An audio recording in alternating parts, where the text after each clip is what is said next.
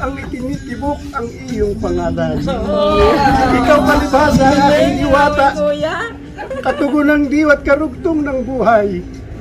Aasahan mong lalaging tapat magpakailan paman. Ayan.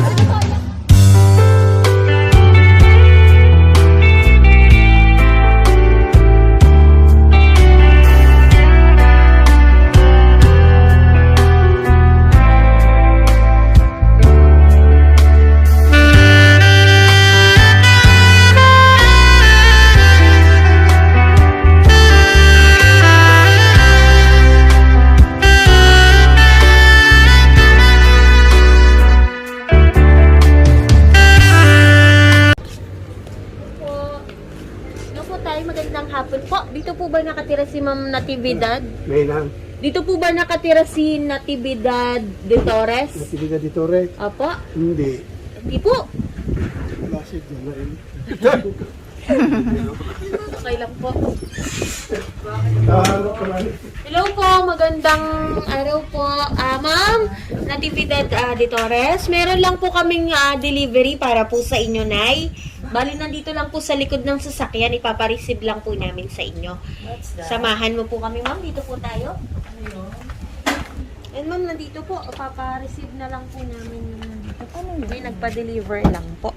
Ma'am, pasuyo nang patulong nga po pababa.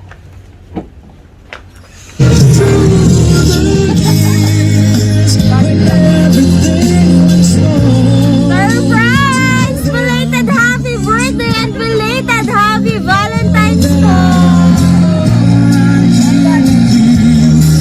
Ayan, mamaya po natin malalaman kung kanino po nang galing. Ayan, sige ma'am, harap ka na lang po muna sa amin.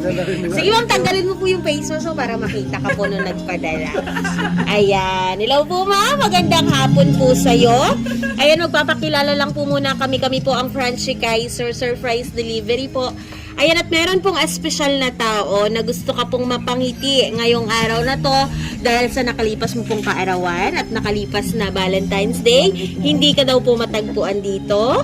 Ayan na, ma'am, alam ko po na may idea ka na kung kanino po nanggaling ang mga regalong yan. Wala ka pong idea, ma'am? Ayan kasi ma'am, dito po malalaman natin kung gaano ka po niya kamahal. Ayan, kung gaano ka po ka-special para sa kanya. At dito po malalaman natin kung sino siya. Kasi meron po siyang pinadalang sulat para po sa iyo.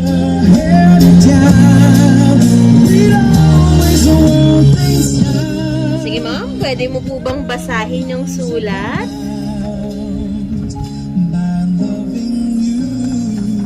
Nakakagulat naman ha. Ay natin na eh. Ito po. Sige ma'am, kaya mo po bang basahin? Wala ka kay Salmen? Or ako na lang po yung Ay, malaki magbasa? na. Gusto mo ba? Okay. Sige ma'am, pabasa na lang po ng malakas. Para sa aming pangalawang magulang, una binabati kita na maligayang kaarawan, Timay La Siguro. Salamat sa Panginoon sa buhay at lakas na pinagkakalog sa iyo sa araw-araw. Ikaw yung regalo niya sa amin nung walang-wala kami sa buhay. Blessed ako dahil isa ako sa pinaaral mo noon. Ikaw ang nagbibigay sa akin ng baon sa araw-araw. At kapag may mga bayarin sa school, ay lagi mo akong sinasabihin ng 1 week pa lang bago magbayaran, ay sabihin ko na kaagad sa iyo para makahanap ka ng paraan. Kapag nahihiya ako sa iyo magsabi ng bayarin, andyan si Ate Ging, Himay Lare, to the rescue para magsabi sa iyo, salamat Ate Ging, kapag nauuna ako pumasok sa school kaysa sa iyo at maamoy mo ang kulon ko, sasabihin mo sa akin, si Mariang Bango, naka-attend ako ng 1.5 promotion dahil sa iyo kahit aligaga ka kung saan manghihiram ng saya at kahit matagis ang ulo ko sa pagsali sa MOCC o military training ay sinusuportahan mo pa rin ako. Kapag magpapaalam ka sa iyo na may group project kami na gagawin sa bahay ng kaklase, siyempre marami kang tanong, anong project, kailan ipapasa, saan mismo ang punta ko, at saang lugar, sa huli papayagan mo din ako, at bago umalis, mangangaralan mo ako ng papunta ka pa lang, pabalik na ako. Alam ko naman na iniingatan mo ako din, kaya lagi mo ako pinaalalahanan. Minsan isinasama mo ako sa palahanan ng principal ka pa doon. at sa mga okasyon ng mga co-teacher mo. May mga nagtatanong kung sino ako. Sagot mo sa kanila, ampun mo ako. Di ko nararamdaman na iba ako sa inyo. Salamat dahil itinuring mo ako na anak mo. Itinama at itinuwid mo ako at pinuno ng pangaral, at salamat kay Ate Ging, Kuya JR at Kuya LJ dahil itinuring nila ako, kami na kapatid. Salamat sa inyo ng Tito Landring dahil sinuportahan at pinatapos niyo ako ng pag-aaral. Marin at si Mayla, nagpakaabala pa. Nung high school, nung makagraduate ako, sinabi mo sa akin na di mo ako kayang pag-aralin sa kolehiyo dahil nag-aaral pa noon si Kuya JR at Kuya LJ, pero di mo ako basta binitawan at sa halip ay gumawa ka ng paraan na makahanap ako ng trabaho sa pinsan ng co-teacher mo. Bilang tulong mo sa amin, kinuha at pinapag-aral mo pa rin ang isa kong kapatid. Sa high school at kolehiyo ay si Melissa hanggang sa maging ganap na guro tulad mo. Tunay na napakabuti ng Panginoon dahil binigay niya sa amin yung tulad nyo. Salamat po tita natin sa inyo ng Tito Landry. At inakay nyo ang buong pamilya namin palapit sa Panginoon mula noon hanggang ngayon. Nandyan kayo para sa amin. Nakaalalay at gumagabay. Ramdam ko yung tunay na hangarin at malasakit nyo na makaalsa kami sa hirap ng buhay. Salamat din po sa mga kapatid nyo na kung anong turing mo sa amin ay gayon din sila sa amin. Salamat po tita Nati dahil inihanda mo ako noon at kahit saan ako makarating, at dahil ng mga paa ko ngayon ay kaya ko dahil dala ko yung mga pangaral na pinabaan mo sa akin. Maraming salamat po. Hangad ko po na maraming kaarawan ang tumating sa iyo at bigyan ka pa ng malusog at malakas na pangatawan. At sana mapasaya kita sa sorpresa ko to. Again, happy birthday po. All the way from Taiwan. Galing kay Melissa. And at syempre mo, meron pa rin to po. Tita S. Salamat po dahil kapag may mga tanong po ako sa mga bagay-bagay ay nandyan ka rin para i-guide ako hanggang ngayon. Salamat po ng marami sa inyo ng Tito Rafi, to Tita Lids and Tito Eli at sa iba pang mga kapatid. Salamat po dahil sa suporta niyo sa pamilya namin. Kung turing sa amin ng tita natin ay hindi kayong lahat. Kaya taos puso ko akong nagpapasalamat sa buong pamilya sa pagdamay at pagtulong sa pamilya namin sa hirap at mga trahedyang nangyari sa buhay namin. Nandyan kayong lahat. Walang hanggang pasasalamat po at natukoy ang surprise na ito. Natuloy ang surprise nito dahil sa inyo. God bless po. Ayan, ma'am, napaka-sweet po ng message ni Ma'am Melissa para po sa inyo all the way from Taiwan. Meron po ba kayong gustong sabihin sa pinadala niya pong surprise para po sa inyo? Wala akong masay. Melissa, salamat ng marami. Talagang ito'y sorpresa. Hindi ko inaasahan ang ganitong sorpresa mo sa akin. Bagaman 1 linggo na nakalipas, wala na naman akong inaasahang ano. Pero salamat ng marami. Ayan. What a surprise. At syempre, ma'am, ayan, dahil nakalipas ang birthday ni ma'am. Ayan, pwede ba kaming makahingi ng message? Unang-una kay sir, na asawa ni ma'am. Ayan, sir, dahil nag-birthday si ma'am nung nakaraang February 13 po ba? Ayan, meron ka po bang gustong sabihin kay ma'am na nag-birthday po? Sige po, lapitan mo po yung asawa. Sa kaarawan mo, handog ko ito. Wala kundi isang munting puso lamang. Sa tuwing pipintig sa ugod ng dibdib, ang itinitibok ang iyong pangalan. Ikaw palibhasa ang aking diwata. Katugon ng diwat karugtong ng buhay. Aasahan mong lalaging tapat magpakailan paman. Ayan, sige po, yakapin mo po ang mismo po ang asawa. Binabati ko sa kanyang arawan. Siya ay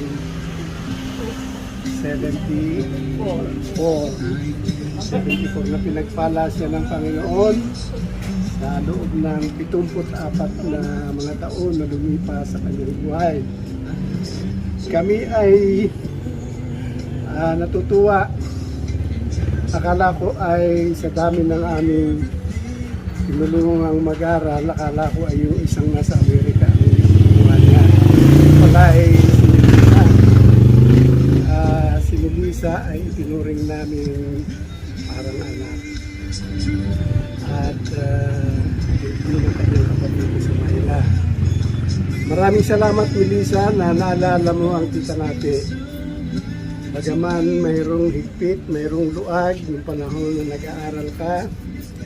Bagaman ay ako'y mayroong pulisiya na pagka nag-boyfriend, hindi namin pagpapatuloy sa college. Si Melissa ay nag-boyfriend ng 5th year. Pero siya naman ay pinagpala ng Diyos, nakakuha ng kakilala namin na nakita siya na gustuhan.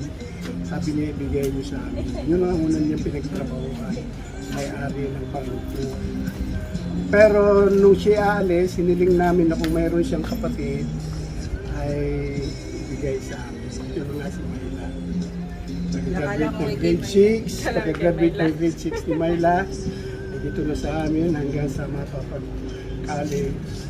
At hanggang nagtuturo na dito pa siya. Kung siya ay lumaki sa kanila ng 11 years, si Mayla, 14 years sa amin bago kinuha ng kanyang asawa. Maraming salamat, Melissa, sa iyong surprise kami. Biniro ko pa yung dumating dito, tinatanong, dito ba ang bahay ni Mrs. Nati dito? Sabi ko, hindi. Sabi ko, wala dito. Ay, ako naman ay magkakasakit pagka hindi nakapagbiro. Pero maraming salamat. Ang aking asawa ay minahal ko, mag-50 taon na. At siya sa tuwing kaarawan ay pinagpapala ng Panginoon. Na-surprise kami, maraming salamat. Bagaman ay salamat na marami. Hindi ko kilala itong mga nakamaskara. Pero Sige sir, yakapin mo na lang po ng mahigpit yung asawa mo po. Sige po.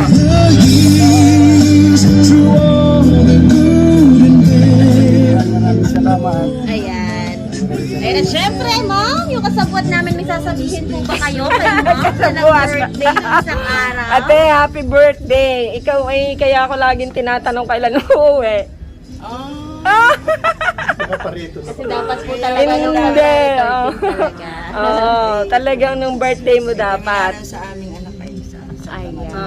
So happy birthday! 74 years old na. Sana makaabot ng hindi lang 100 years old.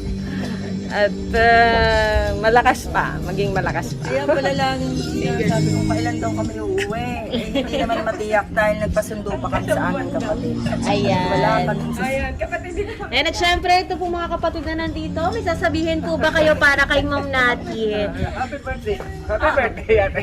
Ayan. At syempre po mga yan, meron ka na lang bang gustong sabihin sa mga taong laging nandyan para sa'yo? At syempre sa asawa mong napaka-sweet ng kanyang mensahe.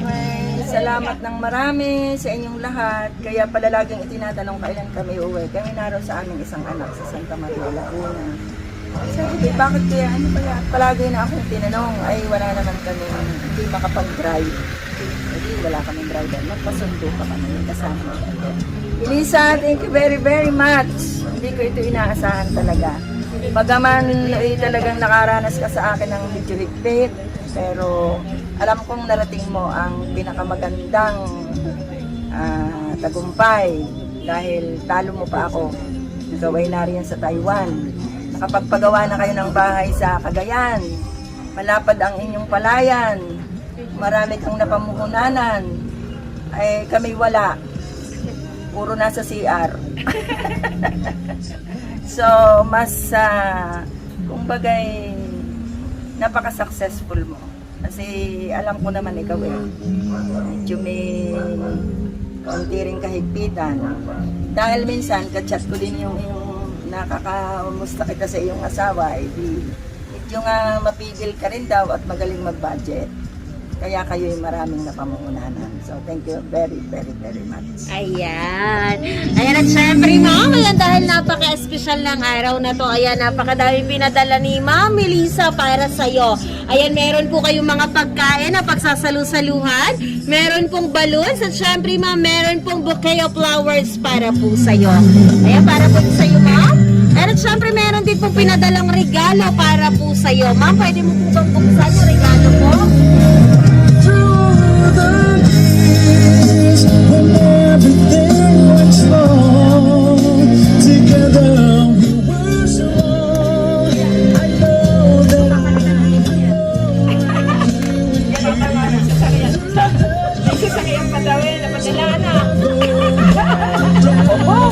Ayan, ma'am, meron ka pong bagong bag. Thank you very much, Melissa. Alam na alam mo ang gusto ko. Ayan. At syempre po, ma'am, ayan, dahil nag-birthday ka, ayan, meron din pong pinadalang cake para po sa'yo, ma'am. Ayan, at sabay-sabay ka po namin kakantahan po, ma'am. Ayan, dito na lang po muna yung cake mo po. Ayan, at ma'am, kahit belated na po, kakantahan ka pa rin po namin. Ayan, sige po, kantahan po natin si ma'am. Happy birthday to you. Happy birthday to you. Happy birthday, happy birthday. Happy birthday to you. Okay, sama pong mas mabilis. Happy birthday to you. Happy birthday to you. Happy birthday, happy birthday, happy birthday to you. Ayan po, ma'am, mag-wish ka po muna and blow your candle. Long life. Yay! Happy birthday! Ayan, ma'am, sana po na-surprise ka po ni Ma'am Melissa. Ayan, at sana po naiparamdam niya po sa'yo na kung kahit na sa malayo siya, ay sobrang napaka-espesyal mo po para po sa kanya. Ayan po, ma'am, muli po binabati ka po namin ng belated happy birthday! Ayan!